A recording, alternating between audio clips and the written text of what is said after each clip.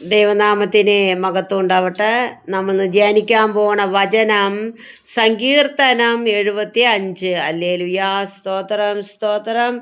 ദൈവമേ, ഞങ്ങൾ നിനക്ക് സ്തോത്രം ചെയ്യുന്നു. ഞങ്ങൾ നിനക്ക് സ്തോത്രം ചെയ്യുന്നു.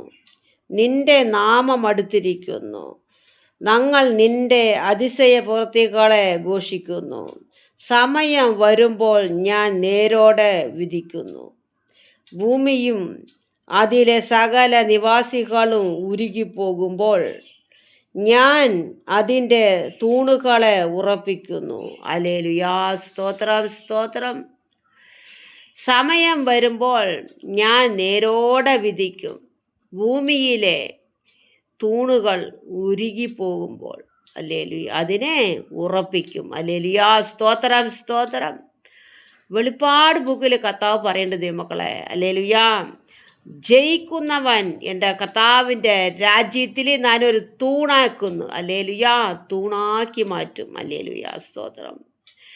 കർത്താവ് ജീവനുള്ള ദൈവമാണ്. ഹല്ലേലൂയാ. സ്തോത്രം. ഈ ഭൂമി ഉരുകിപ്പോകുമ്പോൾ അതിൻ്റെ തൂണുകളെ ഞാൻ ഉറപ്പിക്കുന്ന കർത്താവ് പറയുന്നുണ്ട്. ഹല്ലേലൂയാ.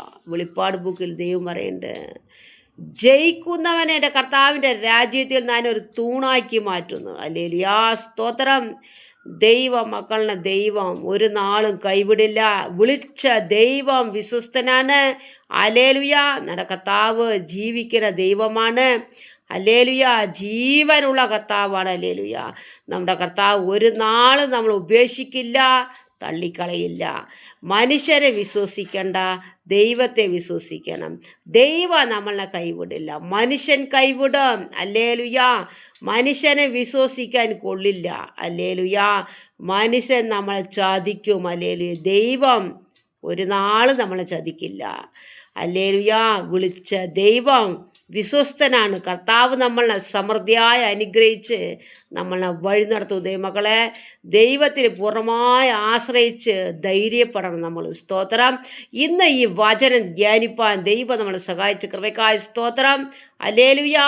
ദൈവം നമ്മളെല്ലാവരും അനുഗ്രഹിക്കട്ടെ എന്ന് പ്രാർത്ഥിക്കുകയാണ്. ആമേൻ.